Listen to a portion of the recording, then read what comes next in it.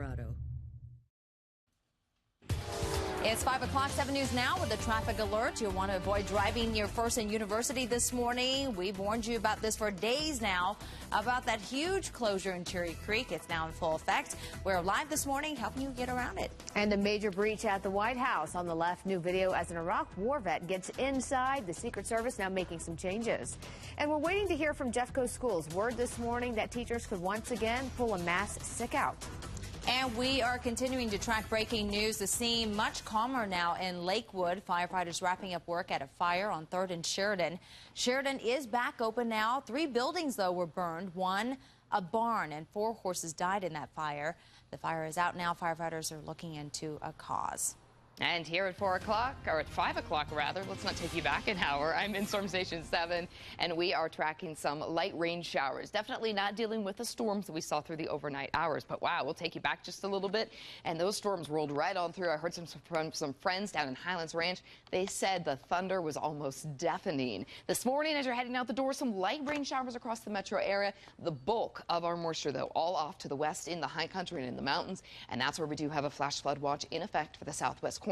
That runs until about 9 o'clock this morning. That will be lifted. However, we're going to see more rain not only through the morning but through the afternoon. Here in Denver, we're at 61, lots of mid to the upper 50s in the metro area. And our power planner is going to show us over the next 24 hours those temperatures warming to right about 77, but then the chance for some storms. I'll take you through that in just a moment. But traffic now, let's head on over to Eric. And Eric, it is, there's some trouble spots out there. Yeah, the wet roads might be causing more issues than usual this early in the morning. Still following an accident on southbound Parker Road at Stroh Road. There was a vehicle fire, and you can see they're slowing in both directions there. Also seeing some slowing out at DIA. Nothing significant, not seeing any accidents right now, but you might want to take a few more minutes to get through Pena Boulevard as you go in and out of the airport. And then look at CDOT real quickly. Those wet roads, I-225 and Parker Road starting to dry out. By the way, the southbound off-ramp, I'm sorry, from 225 to Parker Road is closed right now as well for construction. And then what about that big closure at First Avenue and University? Tyler Lopez is there this morning. Tyler, it's going to be closed for a while still.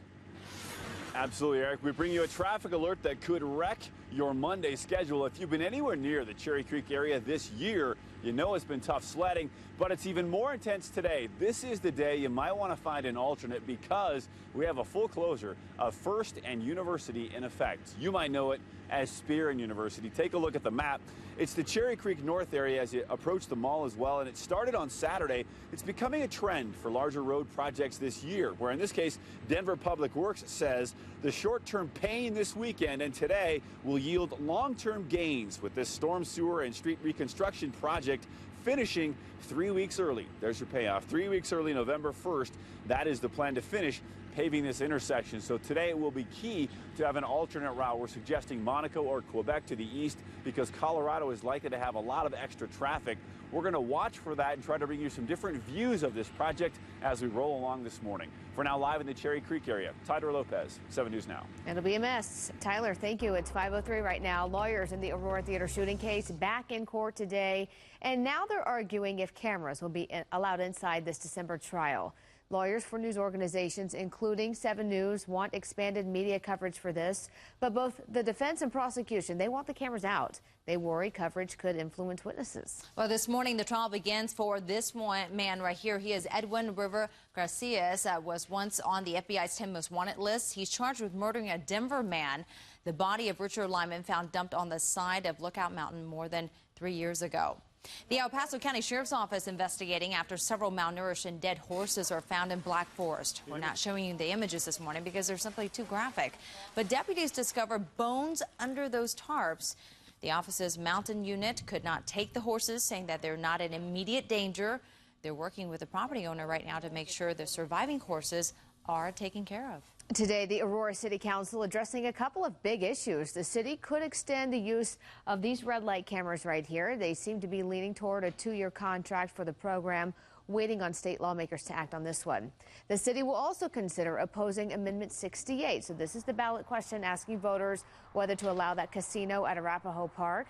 The city's concern here, road improvements near the park. They say that would cost them $63 million, and supporters say it can work.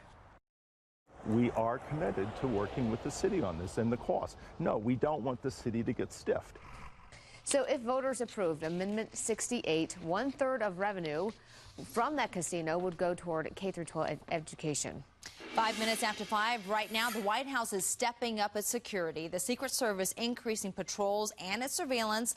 This is after another breach that happened on Friday. Now they could also add security screening checkpoints at public areas around the White House. They're going to have to do something with the fence, even if it's something as simple as curving the bars over towards the street side, the Pennsylvania Avenue side, which would make it harder to scale. The Secret Service is conducting a thorough review of Friday's security breach. Some new video now of that breach. Look carefully inside this circle right here. You can see the man accused of scaling the fence, entering the White House with a knife. The first family was not home at the time, but Omar Gonzalez will be in federal court for the first time today.